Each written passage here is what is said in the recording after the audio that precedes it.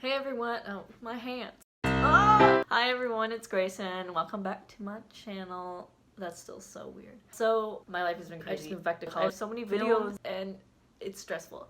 But it's gonna be okay because today I'm going to show you this interview that I had with the guy named Tyler Thurston who just graduated with his master's degree from the Bartlett School of Architecture at the University College in London, which is actually where I want to go if I go to grad school. And perfect Grayson style, I completely changed the meaning of the video after I filmed it. I sat down with him to talk about grad school and just hear his perspective on architecture because, you know, he lives in a country where the government believes in science and also he just graduated from graduate school and his work is super amazing. If you don't already know him, follow him on Instagram.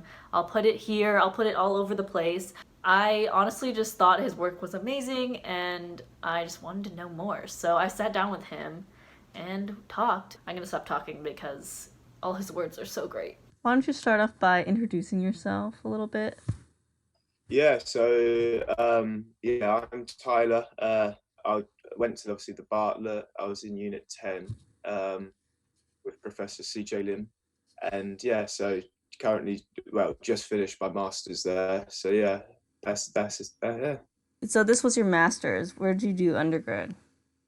Oh yeah, so undergrad was at Nottingham Trent University, and my final third year project was actually nominated for the RIBA bronze medal. It's called the Mestre Centre of Identity. So it was a mixed-use civic building in the heart of an Italian city.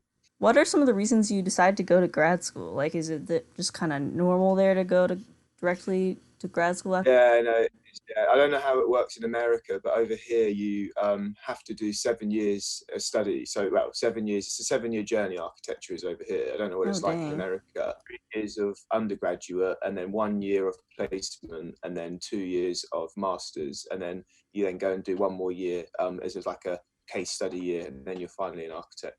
Oh, dang. That's like completely different. So we have, I think, we have to go to an accredited school. There's different programs that are different years. Like mine is 5 years, and I think that's kind of the shortest you can get through it. And then we have to log a certain amount of hours and then take some extra exams before we can get licensed. So it's 5 year course. Yeah, yeah, minimum. Yeah, back to back. Yeah. So yours is like there's like a break in the middle? Yeah. There's a break a year out in placement, which obviously benefits when you go back to do your postgraduate because you then gain experience, you gain knowledge, you gain skills on how to build real life buildings, and you can then take that and apply that to your student projects. Oh, dang, that's really cool. So I know that Bartlett has many different postgrad programs. Can you explain the one you did and kind of, if you know anything about the others, Yeah. how it is special? Yeah. I mean, there's the Bartlett, as you know, obviously is the world's best for architecture, but they offer such a wide spectrum of courses that really, I mean, yeah, there's a whole. It's not just architecture that they offer within the built environment. They have like architectural computing. They have like different other design courses and things like that. So, but yeah, my course that I studied was advanced architectural design. So it's the master component of architecture in England. And that comprises of 2 years study where you do a project in fourth year and a project in fifth year. And that's that. So Cool. So, what type of courses do you take in like your grad school? Like, do you have like a studio or any additional courses yeah, with it? it's all studio, to be fair. Like there's not like lectures as such. Like you have external speakers come in, different architects, different design professionals, and they come in and give you essentially a discussion on what they've been doing, and then you go away and you can apply parts of that to your projects, and you can use that to inspire you and to conjure up new ways of thinking. Cool. Cool. Are there a lot of like international students at Bartlett, or is it a lot? Yeah, so no, it's very international. So it's a whole multicultural university, which is great because you get to bounce ideas off different cultures. I mean, I'd highly recommend it to anyone to apply because it's one of these universities. Is when you're there, like the amount that you get from being with different people of different parts of the world is so rich. So And that's something that is probably more so at the Bartlett than any other uni, actually, because it has that international catchment. Oh yeah, definitely, definitely. So one of the programs I actually have at my school is a study abroad to London, and it's just about emerging technology. And the professor that teaches it, he always claims that like the UK is almost definitely 10 years ahead of the US at any point in terms of design. So what kind of design trends do you see happening over there? I mean, to be honest with you, I think one thing is that there's in the student world of architecture, it's a whole different ball game to the real life world of architecture. So I think in terms of the student world, there's a lot more, and in fact for both, there's a bit of a crossover in the sense that there's a lot of VR coming around, and now that there's this idea of real-time rendering and real-time experience of architectural spaces and buildings. So that's something that's definitely coming around now, and a lot of programming, so grasshoppers and scripting and all of that. So that I think is definitely where architecture is going. I mean, I don't necessarily think it's the best way, because it means that people get quite sucked into the constraints of the computer. So one of the things that in our unit at the Bartlett that we are always taught to do is to make sure that the thoughts come from the hand and the brain rather than the computer. So we actually only use the computer for like the final bit after we've produced it by hand. So all of those drawings that you've seen are all hand drawn. So the computer is not actually limiting what you can do in terms of design, if you see what I mean. Yeah. So it's so easy to fall into the trap of almost going into Grasshopper and becoming overwhelmed with all of the different scripts, and the way that you can just make something that looks really quite amazing, but actually it's not contextual, it's not relevant to the site, it's not a piece of architecture which is bespoke to the specific climate.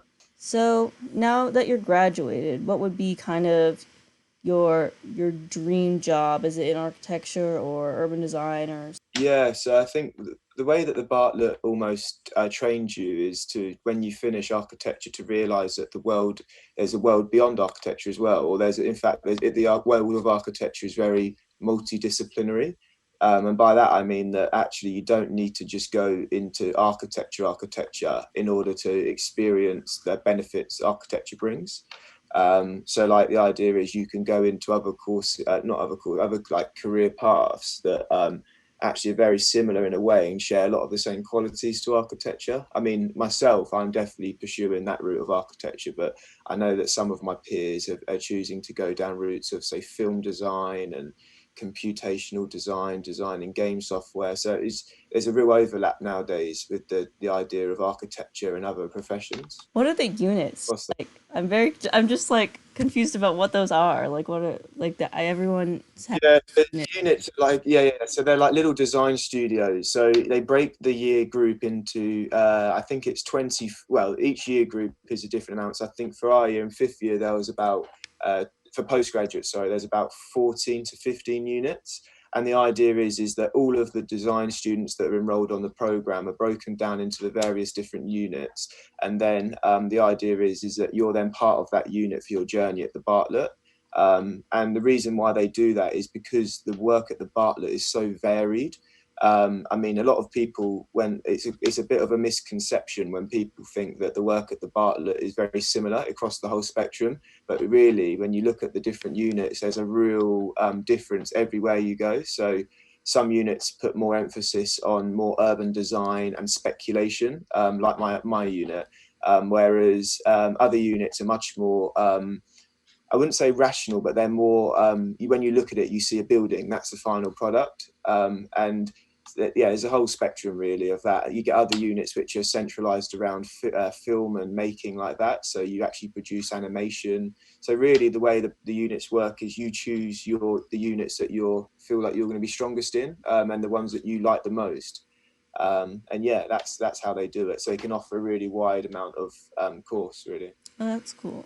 So you choose it yourself? Yeah, you apply to the unit. So what happens is when you enroll on the course, you basically, during the first week of you being there, you apply to various units, and you're either accepted or declined. And it's this idea that actually they're basing that on your suitability for that unit. So it's a bit like a job a job application in a way where you send almost like your portfolio, they review it, assess it, and then they reply back to you a response. So it's a similar setup really.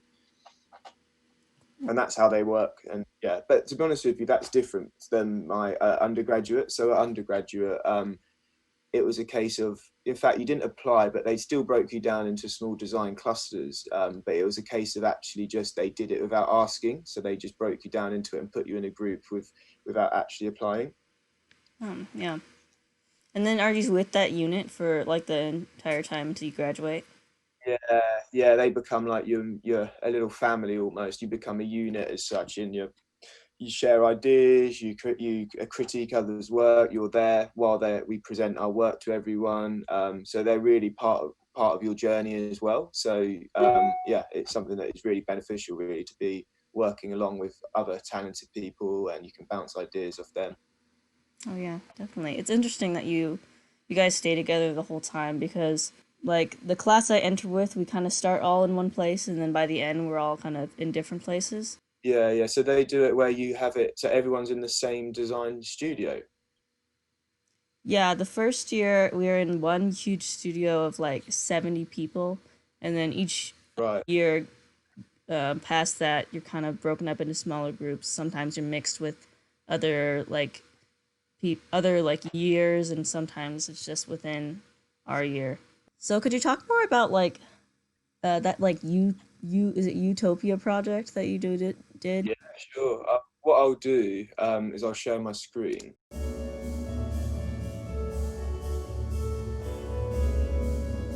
Yeah, okay. So I mean, what it was is obviously the project itself. Oh, yeah, I won't bother with the website, but yeah. So the project itself was thinking about current world issues. So thinking what is the issues going on at the moment, and how. So there's a big issue with the EU where people are questioning European democracy because the way that the EU is being led. Some will say that actually it's not being, there's no leadership, and that we're being failed in that sense. So what my project was about is actually empowering the young people of today, so the youth of the world, by allowing them to actually run the EU. So it's a speculation project that was to think about, yeah, what if children were to run the EU? And what it's trying to do is show that children should be taken seriously as part of society, and they're not just entirely shaped by adults. So the project itself positions children in the driving seat of their future in order to address the global water crisis. So at the moment, it's something like 50% of the countries around the Mediterranean Sea have experienced severe water shortage over the past decade. So the project looks at how that can be mediated and addressed in order to bring goodness to the world. So what the project does is it takes a fictional novel. So this was a novel that I just chose because there's a relationship between the critical thinking of the project and the novel itself. So the novel, as you probably have seen, is George's Marvelous Medicine. So what my project does is actually thinks about that. What about if Roald Dahl was to write a sequel to that book, and what might that book be like? So my project is trying to show images of what that book will be like, and the drawings that would have been drawn as an extension of this idea. And the reason why that novel was chosen is because water in many ways is actually considered a medicine because it can heal people. So the project looks at how water is actually something which is perhaps is the world's most precious resource, and how it can be protected, safeguarded, and nurtured for future generations. Wow, that's very very beautiful. And then so all the drawings themselves are all trying to convey like a childlike utopian vision, where they can dare to dream about what the EU could be. So it's trying to be bold, it's trying to be quite evocative, and to try and generate certain questions and raise certain questions when people read into the project, where they can start to think, actually, what are the values, what values children can bring to society, and actually how much they can enrich in society as well. And this project here actually become a thesis project as well. So I've actually written a 10,000 word thesis on this to underpin the project. And that thesis looked into criticising, firstly leadership in the European Union, and then actually started to look at schooling and contemporary education. And what I did within that thesis is actually try to bridge the link between the two. So actually to say that the problem that we're experiencing with leadership in the European Union is actually at its root a problem with the education that these leaders are getting. If that makes sense. So what my argument is if we were to address the leadership in the European Union, then the way to start is to start with children. So that's why the project ended up being with children, because it's trying to show that actually in the future they will go on to be successful leaders that are able to take skills, knowledge, and that from what they learn at the sustained apprenticeship of a utopia into their worlds. Wow. So in many ways, I mean, the project and a lot of our projects in our unit are quite political. So they have a real political, social, environmental, and economical stance. So it's like trying to encompass all of these different aspects into a project in order to enrich it and to generate, more of a story that is compelling, perhaps. This is all just blowing my mind. Like, I'm still pretty early in my career or my education, and this is like just amazed at how far and in depth that your designs like get to. That's the questions I had. Okay, so I've just managed to do it. Play with the setting. So this is the project. So this is the overview of the project here of what it looks like. So all these drawings will eventually make it onto the Instagram. So these are all hand drawn drawings here. Wow. So it's all trying to create these speculative scenarios of children being in the driving seat of their future in order to bring about global change and to address a variety of environmental, political, cultural problems. Here is showing the children arriving to E-Utopia for a sustained apprenticeship in humanity. E-Utopia, actually, I should mention, is located in Crete because Crete is the birthplace of Europe. So it's starting with not only the roots of where adults and leadership come from, which is children, but it's also starting at the roots of Europe. So it's a really logical connection in that sense. So I'll just roll through some of the others.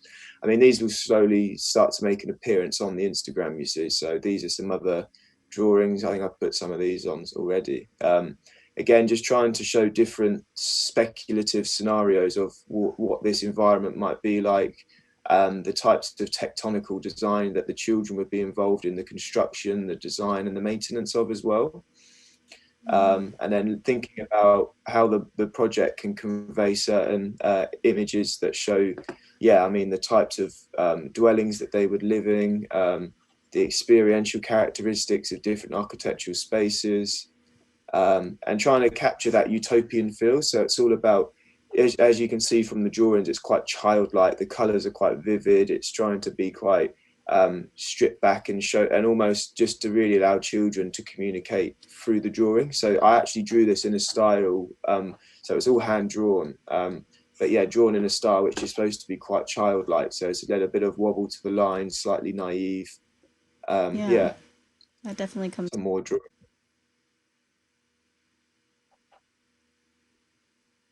Wow, these are just amazing.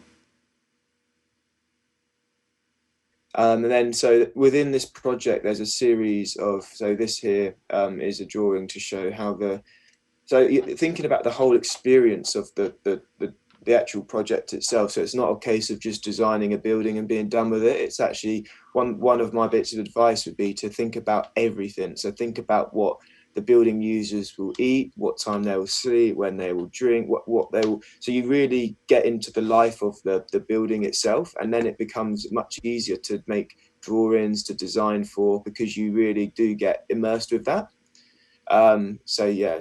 Some other ones here. So this was all across this year. So this is a 1-year project. Throughout the whole project, it's about really getting into what the children would be thinking in this ideal world of theirs. for example, I'll explain this drawing on the left. So this is called a chamomile cloud canopy. So what this does is it has a dual function. So it's integrated multiple uses into one architectural intervention. So the first one is it actually produces clouds, because chamomile plants can actually cure 6 surrounding plants. So the idea is that when they actually produce clouds, these clouds then would go and produce rainwater and irrigate the surrounding area. So it's taking certain messages from nature and applying that to the architecture. And also what it does is it provides a play space at the upper levels for the children to jump and run around on, but at the same time providing space for vertical growing and allotments.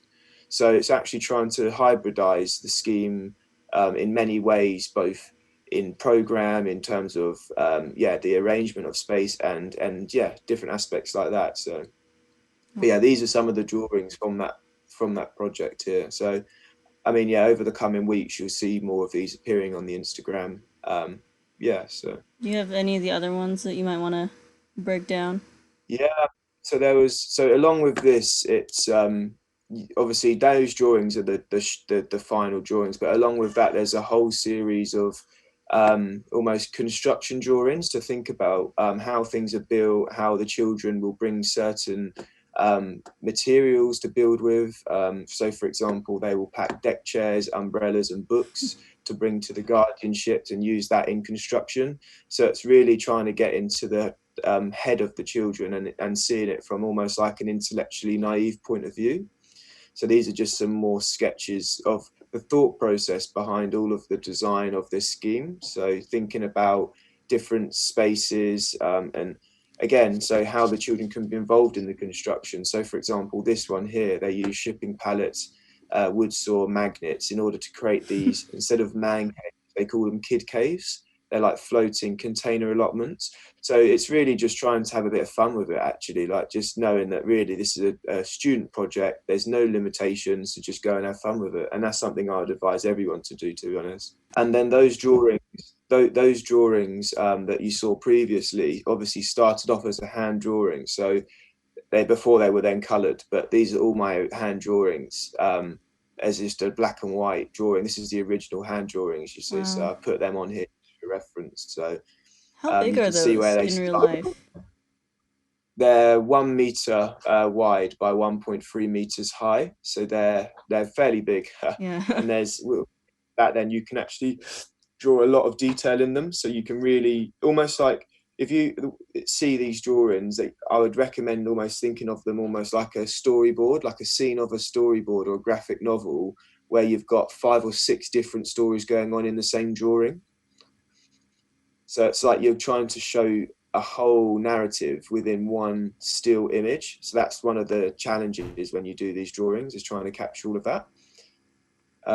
So that's some of the sketching, more that side of things.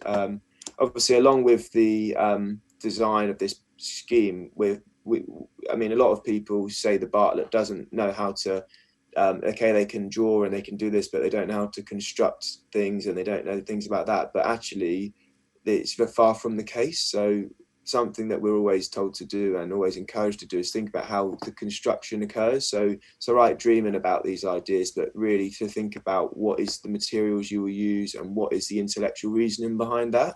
So for example, here, the children in a conscious sustainability effort decide to deconstruct and dismantle the most carbon producing vehicles.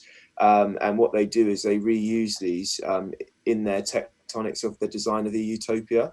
So it's about using what's already around them. So it's about trying to make a moral and conscious effort to reduce the impact of the scheme on the environment.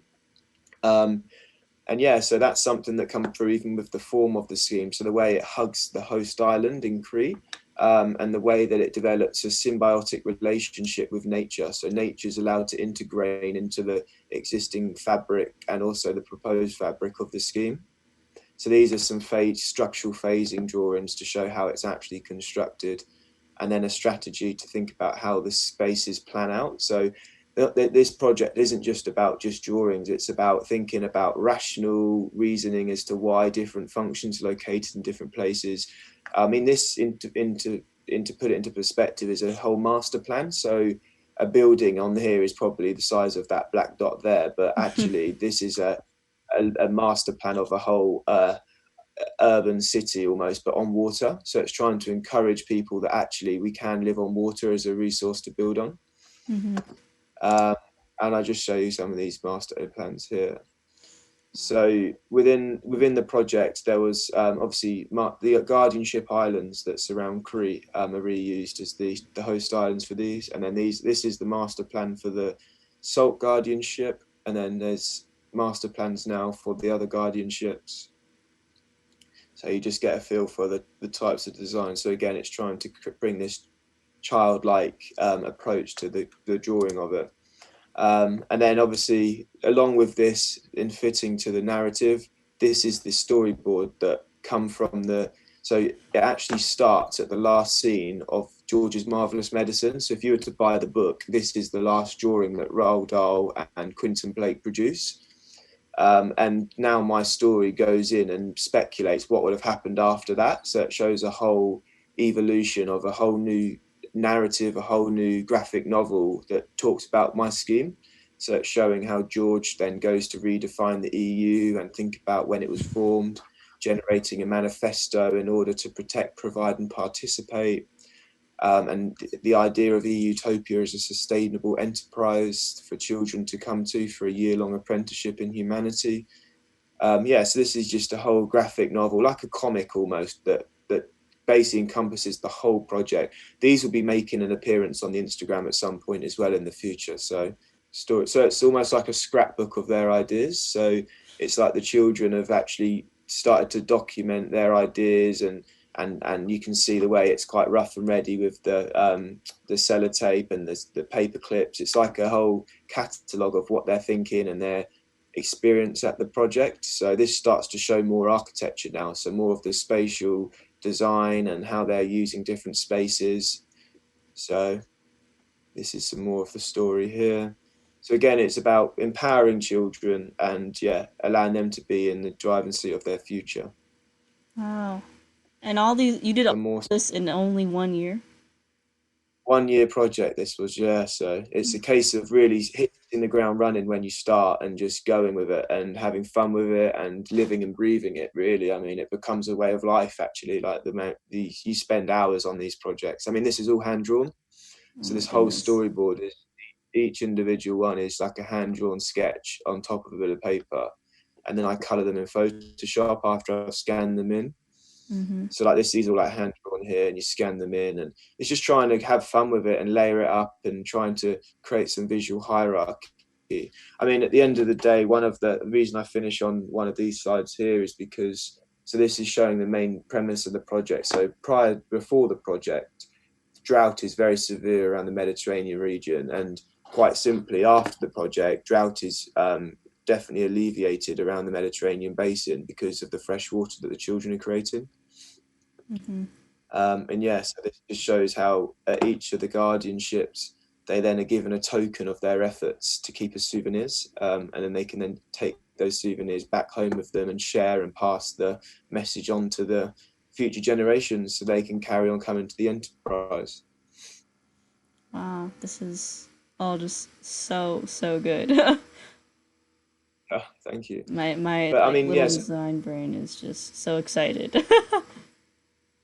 Well, I hope it inspires you. I really do. I hope that you can take some of the ideas as such, like the way that you should be. One thing I would advise you to do is become really immersed in the project and become immersed in who you're designing for, because that's something that is so hard to do, but actually if you manage to do it, it's so enriching for your project.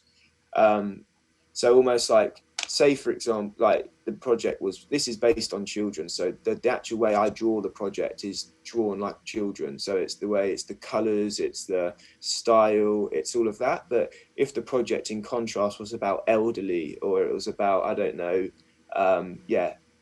something in a different way of thinking, then it would require a different type of drawing. It would require different drawings. Mm-hmm. So that's one thing I'd advise, just to try and get into that type of thing. But so that is the project. So wow, that's awesome. I'm gonna stop the recording now. All right, So thank you guys for watching. I hope you guys got inspired. Like, I know that personally I've been feeling a bit uninspired, like the only face I see is my own, which is non-inspiring. So I hope you guys felt inspired by all the things he had to say. His work is so amazing. Again, if you want to follow him on Instagram, his Instagram handle is at Tyler Thurston _folio with an F. I guess it's already spelled with an F. Oops. And yeah, I hope you liked the video. Thank you. Like it, subscribe, I don't know. Bye.